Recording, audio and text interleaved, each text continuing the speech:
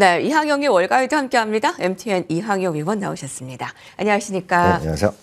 미증시가 추수감사절 휴장인 가운데 내일은 또 블랙 프라이데이 시작하면서 조기 폐장이죠. 좀 한산한 새벽이네요. 네, 맞습니다. 네. 시장에서 큰 걱정보다는 내일 있어봤자 반장 열리기 때문에 주시장에 큰 영향은 없을 것 같습니다. 예. 자, 그런 가운데 미증시는 완전 연말 연시를 제대로 준비하고 있습니다. 오늘의 인사이트 함께 보시죠. 2025년 미국 증시 왜 대안이 없는 이유 준비했습니다. 평균적으로 IB들은 내년에 미증시 한 10% 상승을 보고 있는데 겨우 10% 할 수 있지만 미증시는 정말 꾸준함과 겸손함으로 아주 실망시켜드리지 않는 그런 상승률을 나타내고 있습니다. 미증시 연말 연시 한번 대비를 해볼까요? 네, 전체적으로 보면 그 시장에서의 판단 기준을 봤을 때 보면 결국 어느 나라, 어느 지역, 어느 기업 그리고 어느 섹터가 돈을 지금보다 더 많이 벌지 이것만 생각하시면 일단 전 된다는 생각을 갖고 있기 때문에 굳이 특정 지역, 특정 국가에 대해서 너무 집중된 투자라기보다는 늘 말씀드리지만 좀 안전하게 좀 다양한 시각을 넓히자는 그런 관점 말씀드리겠고요. 아시다시피 최근 15년, 길게 보면 20여 년 동안 결국 이제 닷컴 버블 이후에 보면 미국 시장이 상대적으로 다른 나라 지역을 상대적으로 압도한 건 사실이 되겠습니다.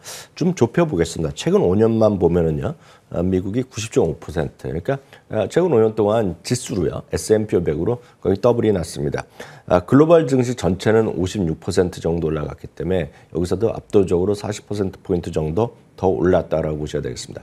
말이 40%포인트죠. 연으로 보면 매년 한 8에서 9%씩 더 올랐다는 얘기입니다. 그만큼 미시장이 이제 상당히 많이 올랐다는 얘기 드릴 수 있는데요. 이렇게까지 보시면 많은 분들이 대부분이 이렇게 생각하십니다. 이렇게 많이 올랐으니 이제 좀 안 오르는 건 좀 사야 되는 것이 아니냐라는 생각하실 텐데, 물론 이제 선택은 다 자유지만 제가 아주 쉽게 말씀드리겠습니다. 우리가 이제 소득이 늘고 기업들도 이제 수익 매출이 늘고 결국 비용 치고 비용을 정산하고 결국 남는 돈이 얼마냐 이렇게 따지는데요.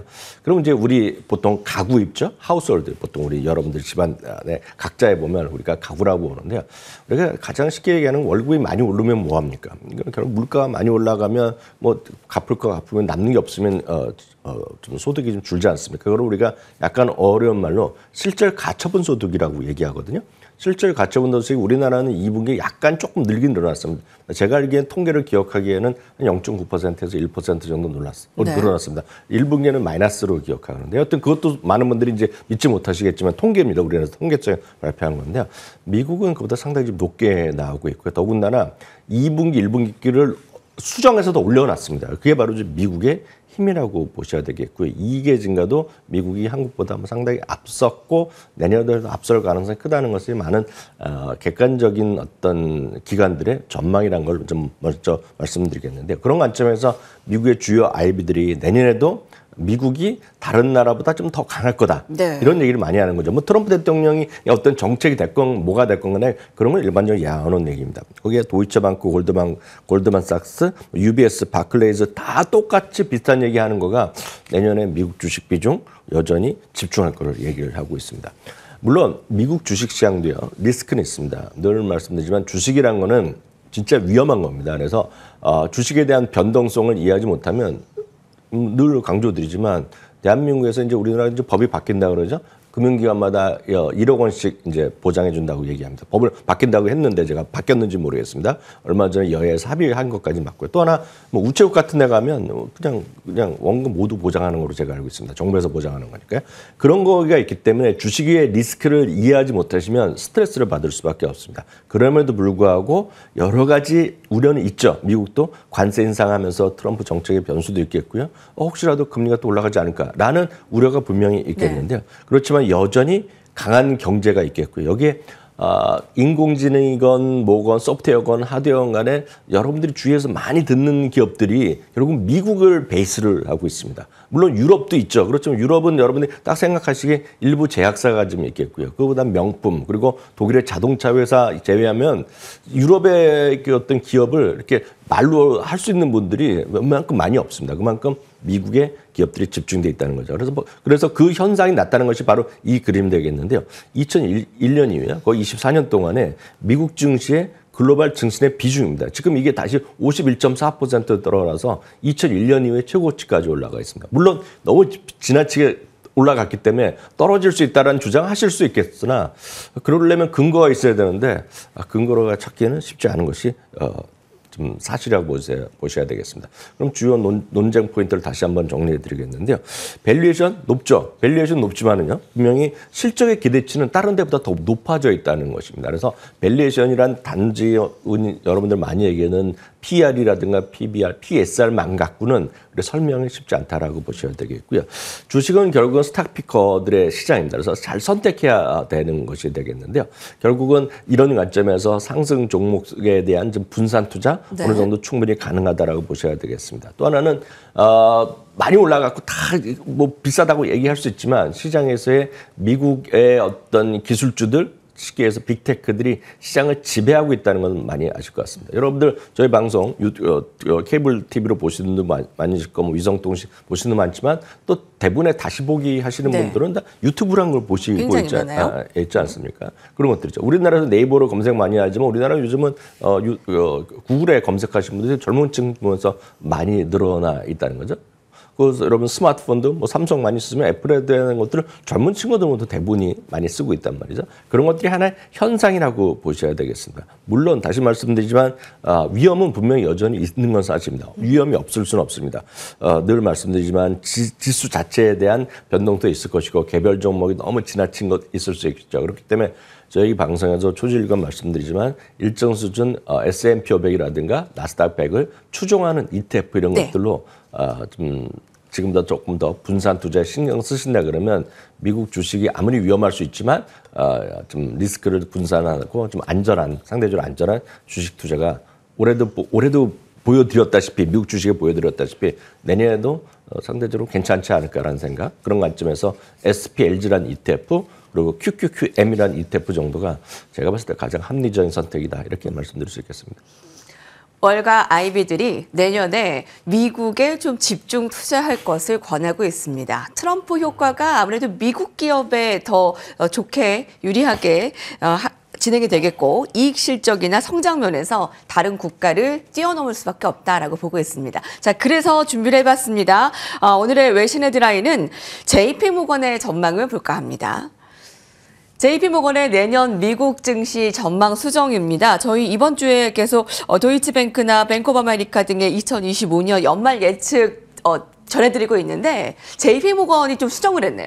네, JP모건은 아시다시피 마지막 남은 시장을 좀 보수로 보던 것입니다. 그래서 올해 목표치 4,200을 계속 고수했었죠. 다만 JP모건에서 이끌던 그 수장이라고 하는 분이 이제 지난 9월에 이제 그만두면서 뭔가 좀 의견이 바뀌지 않을까라는 생각을 했었는데요. 결국은 지난 10월 달에도 한번 그런 쉽게 얘기해서 뉘앙스는 보였었는데요. 공식적으로 목표 지수를 내년 발표했는데 이게 지금 이거는 좀 더 설명이 필요할 정도입니다. 왜냐하면 올해 4,200이었는데요. 내년의 목표 지수는 6,500. 그러니까 올해 말 대비를 거의 한 50%로 올려놨습니다. 그만큼 기존의 이제 입장을 완전히 수정했다라고 보셔야 되겠는데요. 여기도 결국 마찬가지입니다. 트럼프 정책에 대한 효과죠.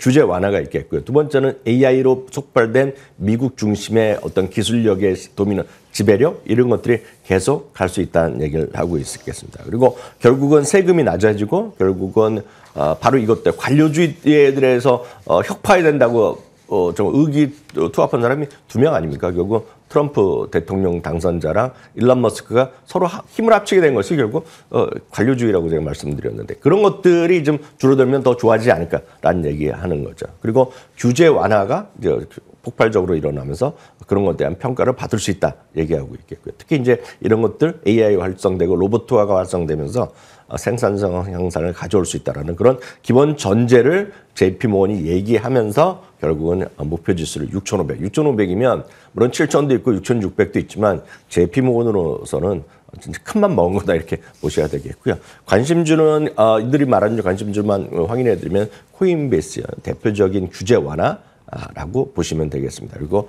알파벳이요. 그리고 마이크로소프트도 여기에 대표적인 탑픽으로 포함되어 있고요. 다음은 엑소모빌, 그리고 여러분들 좋아하시는 테슬라, 그리고 톨브라더스, 그리고 금융업종에서는 시티그룹을 제시하고 있다는 점도 참고하시면 좋겠습니다. 예. 보수적인 JP모건이 완전 내년의 성장 전망을 바꿨습니다. 자, 그 이후에 종목들 선택된 것, 저희 이번 주에 많은 IB들의 뷰를 전망해 드리는데 중복되는 것들을 좀 보면 참 좋을 것 같아요. 네네. 종목들 같은 경우에는요. 자, 다음 외신 헤드라인은 CNBC 보도입니다. ETF 호황을 누리고 계십니까? 예, 올해의 ETF 시장이 굉장히 주목받았습니다. 뭐 국내 ETF, 뭐 외국 ETF, 글로벌 ETF 할 것 없이 이 성장률의 뭐 100% 이상의 시장이 확대됐다라고 해도 과언이 아닌데 내년에도 기대가 되는 ETF 어떤 것들이 특히 주목을 받을까요? 네, 올해 ETF에 대한 시장은 엄청나게 커졌습니다. 네. 뭐 미국의 개인 투자가들뿐만 아니라요, 한국 투자가분들도 생각들이 좀 빠른 속도로 바뀌는 것 같습니다. 저희가 5년 전, 6년 전에 ETF 하면 방송에 그 댓글이나 반응이 지금 ETF를 누가 하냐 이런 소리가 많았는데요. 지금은 특히 젊은 분들뿐만 아니라 그 회사 생활 하시는 분들 모든 분들이 ETF로 웬만한 건 다 하실 겁니다. 왜냐하면 퇴직연금이라든가 이런 제도가 이제 활성화되어 있기 때문에 많이 하실 것 같은데요. 뭐 해외는 워낙 이런 게 있었던 건데 우리나라도 이제 쫓아가는 거죠. 특히 또 연금 계좌 이런 것 중에는 아시다시피 우리나라 주식은 할 수 있지만 미국에 직접 투자는 안 되지 않습니까? 그러다 보니 한국에 상장된 미국 관련 ETF가 커지고 있는데 뭐 전 세계 다 공통된 현상이라고 다시 한번 확인드리겠습니다. 참고적으로 올해 이제 미국의 ETF 자산은 1조 달러가 순이익되면서 완전히 폭발하고 있다라고 보셔야 되겠는데요. 그래서 이제 블랙락 이런 것들이 1,000달러 넘어가고 있는 건데요. 그런 중에서도 올해도 좋았지만 내년에 상당히 좋을 것으로 예상되는 ETF를 제시하고 있는데요. 이게 대표적인 것이 블랙락에서 운영하는 MTUM이라는 ETF입니다. MTUM이라는 거는 흔히 얘기해서 모멘텀이라는 것을 줄임말이 되겠는데요. 이제 모멘텀이라는 말을 우리 미국 주식 하시는 분은 약간 이해하실 필요가 있습니다. 한국에서는요, 한국 주식 방송은 모든 거 마찬가지지만 그냥 모멘텀이 그냥 일상적으로 붙어 다니는 말입니다. 수급 모멘텀, 뉴스 모멘텀, 정책 모멘텀 이런 모멘텀을 다 갖다 붙이면 말이 되는 대표적인 형용사 같이 돼 있는데요. 미국에서는 특별한 말이 없을 때 모멘텀이라는 건 아주 쉽게 설명되면 주가가 올라가고 있는 것을 모멘텀이라고 얘기합니다. 다만 모멘텀을 어떻게 알기 위해서는 약속들을 하는 거죠. 각각 자산 운용사들이. 그래서 이 MTM이라는 것은 평균적으로 6개월 이동 평균, 그리고 10개월 이동 평균, 그리고 그 외에 약간의 변수들을 활용합니다. 그게 바로 MTUM인데요. 이것이 바로 올해 39.7%나 올라가면서 지수 대비 거의 한 70% 더 올라갔는데 내년에도 더 올라갈 수 있다는 얘기를 하고 있다라고 일단 이해하시면 되겠습니다. ETF 시장은 최근 1년 동안 급격하게 몸집을 불렸습니다. 내년 ETF 시장도 기대가 참 크네요. 자, 마지막 헤드라인은 밸런스의 보도입니다. 연말연시 최고의 아이디어라면서 여러분 이 종목을 JP모건이 연말연시를 위한 최고의 아이디어입니다라고 제시했습니다. 어떤 종목인가요? 아주 간단하게 말씀드리겠습니다. 이제 미국에서는 이제 연말 쇼핑 시즌의 히트인 블랙 프라이데이가 이제 시작되는 거거든요. 그래서 블랙 프라이데이 전일 그리고 다음 월요일 사이버 먼데이까지 나오는데요. 제가 한번 지난주에도 말씀드렸다시피 이번 연말 쇼핑 시즌에요. 어도비에서 예측한 온라인 쇼핑의 매출 증가율은 한 7.8% 정도였거든요. 근데 지금 이 11월 1일부터 11월 24일까지입니다. 이번에 딱 요로 시작하기 전까지 지난 주말까지 보면 9% 이상 성장하면서 온라인 매출이 지금 미국이 폭발하고 있다라고 보셔야 되겠습니다. 그러면서 전체적으로 시장에서 전체 매출에서 차지하는 비중이 커졌는데요. 바로 이 기업이 전체 미국의 온라인 매출에서 45% 차지하는 그런 기업입니다. 여러분들은 충분히 예상했던 바로 아마존인데요. 정답은 아마존. 네, 아마존입니다. 아마존이 올해도 상당한 히트를 칠 거라고 생각을 하고 있고 그런 관점에서 의견이 많이 좋아지고 있는데 하나만 보여드리면 목표 주가가 11월 위에 목표 주가 보면 전부 다 초록색으로 나오지 않습니까? 그게 바로 아마존의 지금 기대감이 커져 있다라고 간단히 이해하시면 되겠습니다.